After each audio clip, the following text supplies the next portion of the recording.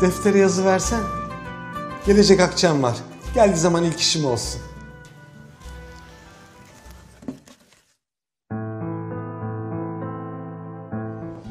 Selamün aleyküm ağa. Aleykümselam. Zimem defterin var mıdır? Vardır beyim. Koy bakalım şu defteri kefiye.